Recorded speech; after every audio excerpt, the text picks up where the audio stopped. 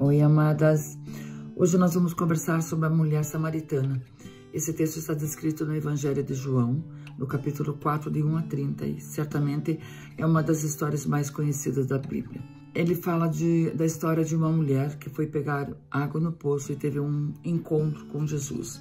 Nós não sabemos o nome dessa mulher, ela é simplesmente chamada de a mulher samaritana. E chamá-la assim já nos dá uma ideia do fardo que ela carrega.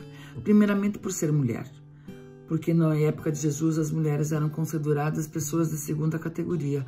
Elas eram objetos pertencentes aos maridos, elas não recebiam instrução, elas eram consideradas falsas, a sua palavra não tinha valor, elas eram consideradas infiéis, os homens não podiam se dirigir a elas, nem ao menos olhar para elas. E também ela era rejeitada por ser uma samaritana.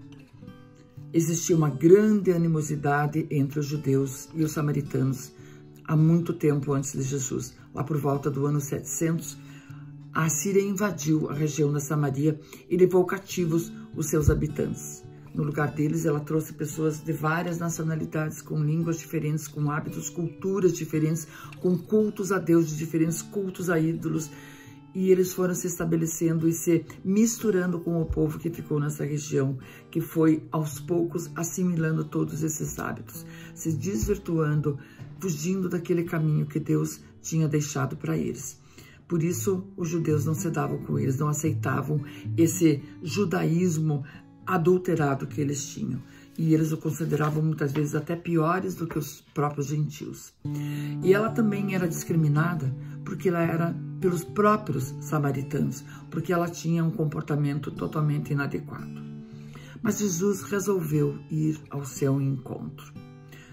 A caminho da Galileia, ele decide pegar a rota direta, que era um caminho mais curto, não fazendo o caminho comum que os judeus faziam para evitar atravessar a Samaria. Eles pegavam o Vale do Jordão, que era um caminho mais longo, mas dessa forma eles não entrariam na região com a qual eles não concordavam. E ele resolveu pegar esse caminho. Por que será que Jesus resolveu fazer isso?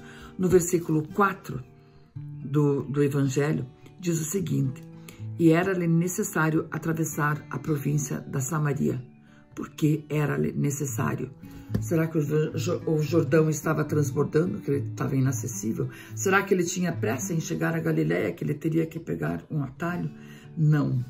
Era-lhe necessário pegar este caminho, porque ele tinha um encontro, um compromisso divino junto ao poço de Jacó. Ele tinha que atender às necessidades de uma mulher e de tantas outras pessoas que ela levaria até ele.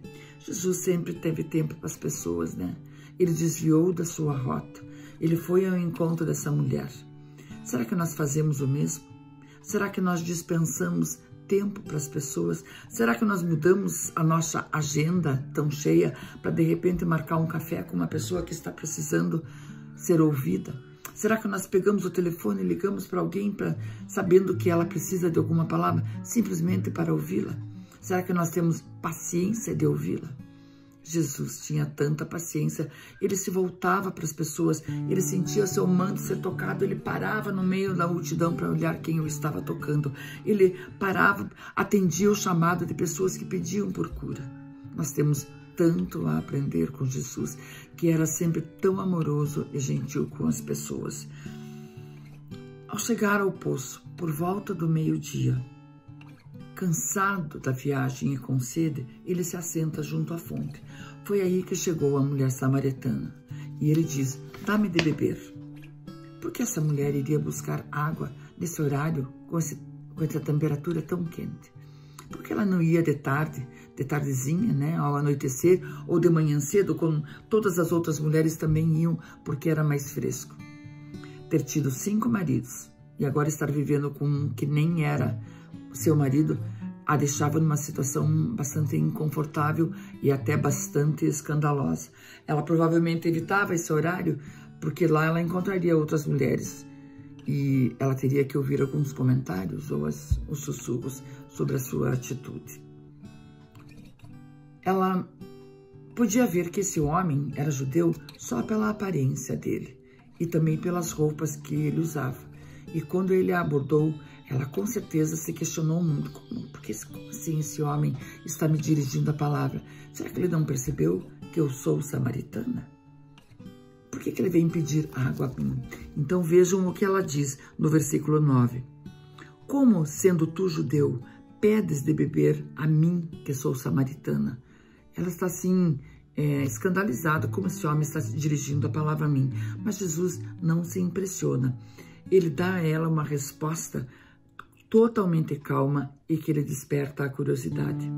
Se conheceras o dom de Deus e quem é que te pede, dá-me de beber, tu lhe pedirias e ele te daria água viva. Jesus não se importou com as convenções sociais, com os padrões que estavam estabelecidos naquela época. Jesus não faz acepção de pessoas. Ele não se importa com o padrão social, com a conta bancária, com a situação financeira da pessoa. Ele não se importa com etnias, com a cultura, com a cor da pele, se a pessoa pensa diferente. Para Jesus não existem barreiras, ele não faz acepção de pessoas. Como é que nós agimos com as pessoas que estão à nossa volta? Nós fazemos acepção de pessoas, tratamos diferente pessoas pela sua condição social. Nós temos tanto a aprender com Jesus. Mas quando ele dá essa resposta para a mulher samaritana, ele desperta nela a sua curiosidade. Como assim, água viva? Jesus é tão hábil. Ele conduz a conversa de forma a abrir os olhos dessa mulher, porque ele quer mostrar para ela não a água que se bebe, mas a água viva, a água espiritual, porque ele sabe que essa mulher tem uma sede espiritual. A mulher tinha essa sede espiritual, porque ela lhe pede mais adiante, Senhor, dá-me dessa água, para que eu não tenha mais sede, nem eu precise mais vir aqui buscá-la. Quando Jesus percebe que ela quer da água espiritual, que ela quer dessa água viva, ele muda o rumo da conversa, porque antes de tudo, ela precisa de perdão. Então ele diz a ela, vai e chama teu marido. Ela desejava ardentemente dessa água, mas ela precisava que seu pecado fosse trazido à tona.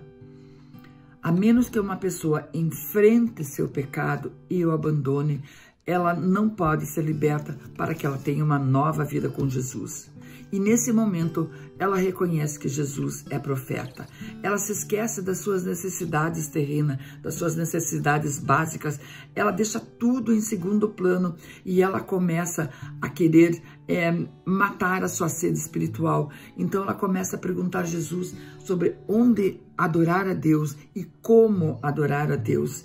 E ela diz a ele, agora eu vejo que tu és profeta.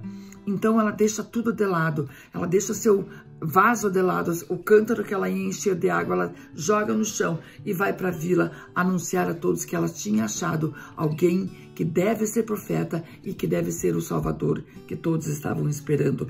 Porque ela vivia aprisionada a um pecado, ela deixa tudo de lado e agora ela vai para uma nova vida à sua frente. Porque o pecado produz em nós um sentimento de que a gente sempre está devendo alguma coisa que nos impede, isso nos impede de seguir uma vida adiante. Porque ele nos aprisiona a mentiras, ele nos faz sentir fracassados, sem valor e incompetentes. Só o perdão que Deus tem para nos dar, nos liberta e nos aproxima dele. Porque o pecado nos faz a nossa separação entre Deus e o homem. O perdão nos liberta e nos aproxima de Deus. E nós então passamos a conhecer Deus como Ele é, em espírito e em verdade.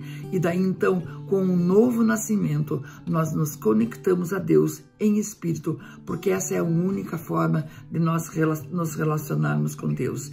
E dessa forma, nós passamos a adorar a Deus em espírito e em verdade.